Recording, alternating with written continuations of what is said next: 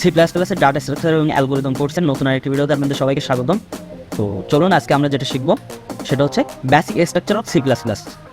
C plus প্লাসের যে basic স্ট্রাকচারটা আছে সেই সম্পর্কে আজকে আমরা জানবো। তো ফার্স্ট আমরা একটা সি প্লাস প্লাসের কোড দেখে নিই।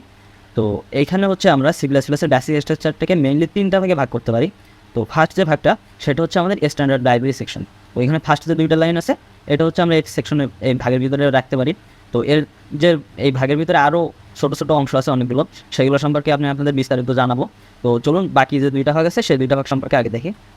তো তারপর হচ্ছে মেইন ফাংশন। তো মেইন ফাংশনটা হচ্ছে এই যে আমাদের মেইন ফাংশন। তো এই মেইন ফাংশনের কাজটা হচ্ছে এখান থেকে আমাদের প্রোগ্রামটা আর কি শুরু হয়। তো আপনি যদি মেইন ফাংশন ডিক্লিয়ার না করেন তাহলে হচ্ছে আপনার প্রোগ্রামটা ইরর দেখাবে, কারণ প্রোগ্রামটা মেইন ফাংশন থেকে এক্সিকিউট করা শুরু হয়। আপনি যতগুলো ফাংশন দেন না কেন মেইন ফাংশন থেকে আপনার প্রোগ্রামটা আলটিমেটলি কম্পাইল করা শুরু হবে। তো পরবর্তী ভাগটা আমরা দেখি। পরবর্তী ভাগটা হচ্ছে ফাংশন বডি সেকশন। তো প্রত্যেকটা ফাংশনের একটা বডি থাকে। তো এখানে যে ফাংশনের যে বডিটা সেটা হচ্ছে মেইন ফাংশনের পরে দেখেন আমাদের সেকেন্ড ব্র্যাকেটের স্টার্টিং থেকে ক্লোজিংয়ের ভিতরে পুরো যে কোডটা এই পুরোটাই হচ্ছে মেইন ফাংশনের বডি।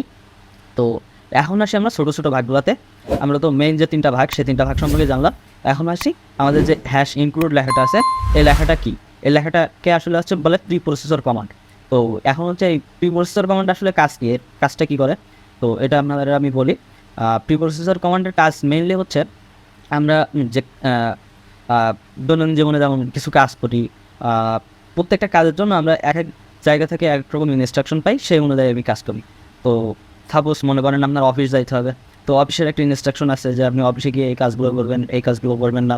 তো সেম কাজটা হচ্ছে প্রি প্রসেসর কমান্ড করে আমাদের কোডের ভিতরে যে স্পেসিফিক কাজগুলো করবো এই কাজগুলো সম্পর্কে আর কি আমাদের প্রসেসরকে একটা কমান্ড দিয়ে দেয় যে আমার এই কোডের মাধ্যমে আমরা এই কাজগুলো করবো। এটা হচ্ছে আমাদের প্রি প্রসেসর কমান্ডের কাজ। তো এরপরে যে লাইনটা আমাদের আছে আইওএসটিম এবং ইউজিং নেমস্পেস এসটিডি, এই দুইটা সম্পর্কে আমি আপনাদের পরে বলতেছি, আগে বাকি পার্টটুকু আমি আলোচনা করে নিই। তো এখন হচ্ছে আমাদের এই যে সি আউট লেখাটা, এখানে সি আউট লেখাটা এই লেখাটা হচ্ছে মেইনলি হচ্ছে আপনার এটা দিয়ে আমরা আমাদের কনসোল বা টার্মিনালে প্রিন্ট করি। তো সি আউটের ভিতরে দেখেন আমাদের দুইটা কোটেশন আছে, কোটেশন দিয়ে এর ভিতরে আমরা হ্যালো ওয়ার্ল্ড লিখছি। তো কোনো কিছু প্রিন্ট করার জন্য আমাদের এই দুইটা কোটেশনের ভিতরে সেই লেখাটা লিখতে হয় এবং এখানে ইন্ডেল দিয়ে আর কি লাইন ব্রেকটা বোঝাইতেছে। দেন হচ্ছে আমাদের এখানে দেখেন সেমিকোলন চিহ্ন আছে। তো সেমিকোলন চিহ্ন দিয়ে যেটা বোঝাই, দেখেন আমি কিন্তু এখানে সি আউটতে একটা স্টেটমেন্ট করতেছি যে আমি হ্যালো ওয়ার্ল্ডটা আমার কনসোলে বা হচ্ছে টার্মিনালে আমি লিখতে চাইতেছি। তো এই স্টেটমেন্টটা যখন আমি ক্লোজ করতেছি তখন এই স্টেটমেন্টটা ক্লোজ করার জন্য আমার এই সেমিকোলন চিহ্নটা ইউজ করতে হচ্ছে। এই সেমিকোলন দিয়ে আর কি কোনো স্টেটমেন্টকে ক্লোজ করা বোঝেন। তো তারপরে চলুন আমরা দেখি ইন্টেল দিয়ে যে লাইন ব্রেক, এটা তো আপনাদের বললামই, হ্যালো ওয়ার্ল্ডের পরে একটা নিউ লাইন প্রিন্ট করে দেবে, দিয়ে সেইখান থেকে আর কি পরবর্তী যদি আমরা কোনো ইনস্ট্রাকশন দিই বা কোনো লিখতে চাই তখন ওইখানে আর কি কনসোলে আর কি চলে আসবে ওর পরে লেখাটা। তো তারপরে আসি আমরা রিটার্ন জিরোতে। রিটার্ন জিরো দিয়ে কী বোঝাচ্ছে, দেখেন আমাদের মেইন ফাংশনের যে কোডগুলো ছিল কোডগুলোর পরে কিন্তু আমরা রিটার্ন জিরোতে দিচ্ছি। তো এটা দেওয়ার কারণ হচ্ছে রিটার্ন জিরো দিয়ে কোনো ফাংশন কে হচ্ছে এক্সিট করা বোঝায়। অর্থাৎ আপনার যখন ফাংশনে রিটার্ন যে কিওয়ার্ডটা আছে এই কিওয়ার্ডটা পাবে তখন অটোমেটিকলি ওই যে ফাংশনটা আছে ওই ফাংশনটা একটা রিটার্ন ভ্যালু দিয়ে আমরা প্রোগ্রামটা এক্সিট করে দেবো। এটা হচ্ছে আমাদের রিটার্ন জিরোর কাজ। এখন আসে আমাদের ব্র্যাকেটটা দিয়ে বোঝায় হচ্ছে আপনার কোনো ফাংশনের স্টার্টিং পয়েন্ট এবং এন্ডিং পয়েন্ট। তো এখানে দেখেন আমাদের সেকেন্ড ব্র্যাকেটের স্টার্টিং পয়েন্ট আর এটা হচ্ছে এন্ডিং পয়েন্ট। এখানে আবার আপনার সেমিকোলন দেওয়া যাবে না, কারণ এটা হচ্ছে আপনার ওই ফাংশনের স্টার্টিং এন্ডিং পয়েন্ট। এটা কোনো স্টেটমেন্টের এন্ডিং পয়েন্ট না, স্টার্টিং এন্ডিং পয়েন্ট না আর কি, আপনার ফাংশনের স্টার্টিং এন্ডিং পয়েন্ট। তো এখানে সেমিকোলন দিলে আমাদের প্রোগ্রামিং এরর দেখাবে। তো চলুন এখন হচ্ছে আমরা আইওস্ট্রিম এবং ইউজিং নেমস্পেস এসটিডি এই দুইটা সম্পর্কে জানবো। তো ফার্স্ট হচ্ছে আইওস্ট্রিম সম্পর্কে জানি। তো আইওস্ট্রিম হচ্ছে একটা স্ট্যান্ডার্ড লাইব্রেরি। তো এটা কেমন কাজ করে আমি আপনাদের সাপোজ একটা উদাহরণ দিই। সাপোজ মনে করেন আপনার কাছে একটা বুকশেলফ আছে, তো বুকশেলফের ভিতরে অনেকগুলো বই আছে। এখন হচ্ছে আপনার কেমিস্ট্রি পড়ার দরকার। তো কেমিস্ট্রি পড়ার জন্য তার আপনি পুরো বুকশেলফটা পড়বেন না, জাস্ট কেমিস্ট্রি বইটা বের করবেন, বের করে কেমিস্ট্রি বইটা পড়বেন। এখন হচ্ছে মনে করেন আপনার ম্যাথ বই পড়ার দরকার, তো ম্যাথ বইয়ের জন্য তো পুরো বুকশেলফ পড়ার দরকার নাই, ম্যাথ বই বের করে ম্যাথ বই, ফিজিক্স বই বের করে ফিজিক্স বই, এভাবে আর কি প্রত্যেকটা বই আলাদা আলাদা যেটা আপনার দরকার সেটা বের করে আপনি পড়বেন জাস্ট। তো স্ট্যান্ডার্ড লাইব্রেরিটাও সেম কাজ করে। অনেকগুলো স্ট্যান্ডার্ড লাইব্রেরি আছে, তার ভিতরে হচ্ছে আমরা এখানে ইউজ করছি আইওস্ট্রিমটা। আইওস্ট্রিমের ফুল মিনিং হচ্ছে স্ট্যান্ডার্ড ইনপুট আউটপুট। এটা হচ্ছে আমাদের ইনপুট এবং আউটপুট এর কাজগুলো করে। তো এটাই হচ্ছে এখানে করছে। আরও কিছু হচ্ছে লাইব্রেরি ফাংশন আছে, যেমন ম্যাথমেটিক্যাল কাজ করার জন্য ম্যাথ যে ফাইলটা আছে লাইব্রেরি ফাইল সেটা, তারপরে হচ্ছে আমার আছে লাইব্রেরি ফাংশনের ভিতরে আছে স্ট্রিং নিয়ে যখন কাজ করবো স্ট্রিং, তো এরকম আরও অনেকগুলো লাইব্রেরি ফাংশন আছে, সেগুলো সম্পর্কে আমরা পরবর্তীতে জানবো। তো চলুন হচ্ছে এখন আমরা যে ইউজিং নেমস্পেস এসটিডিটা লিখছিলাম এইটার কাজ কি। এটার কাজ হচ্ছে দেখেন এখানে আমরা যে নেমগুলো ইউজ করছি, আমি আপনাদের একটু মার্ক করে দেখাই। সিআউট এবং ইন্ডেল এই দুইটা হচ্ছে আমি এখানে আমার দুইটা নেম ইউজ করছি। তো এই দুটো নেমের যে কাজ, এই কাজটা হচ্ছে আমরা তো আইওস্ট্রিম হেডার ফাইল থেকে এই দুইটা অ্যাক্সেস করতেছে। আমি যে বললাম আপনার কাজ করার জন্য, যেমন ইনপুট আউটপুট কাজ করার জন্য আইওস্ট্রিম ইউজ করা হয়, তো এই দুইটাই তো আইওস্ট্রিমের অন্তর্ভুক্ত। তো এটা যে আইওস্ট্রিমের স্ট্যান্ডার্ড ভুক্ত, এইটা করার জন্য আমাদের আগে এই যে ইউজিং নেমস্পেস এসটিডি এই জিনিসটা আমাদের ডিক্লেয়ার করে দিতে হবে। যদি এই জিনিসটা ডিক্লেয়ার না করি তাহলে আমাদের প্রোগ্রামে এরর দেখাবে।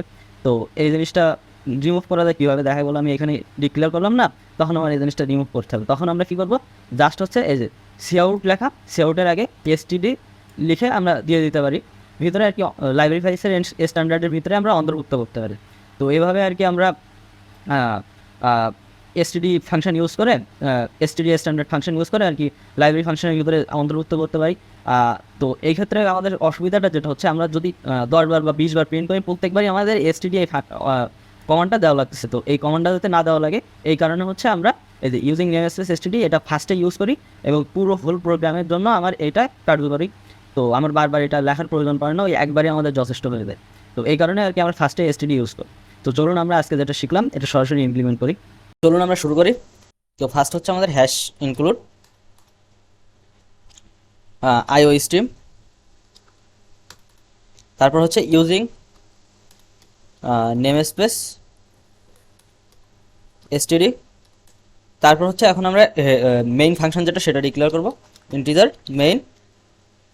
তারপর হচ্ছে আমাদের সেকেন্ড ব্র্যাকেট, তো সেকেন্ড ব্র্যাকেটের ভিতরে আমরা হচ্ছে আমাদের আউটপুট যেটা আছে সেটা প্রিন্ট করব। তো তার জন্য সি আউট, এখন হচ্ছে আমাদের দুইটা সেমিকোলন দিতে হবে, কোটেশন, দুইটা কোটেশন।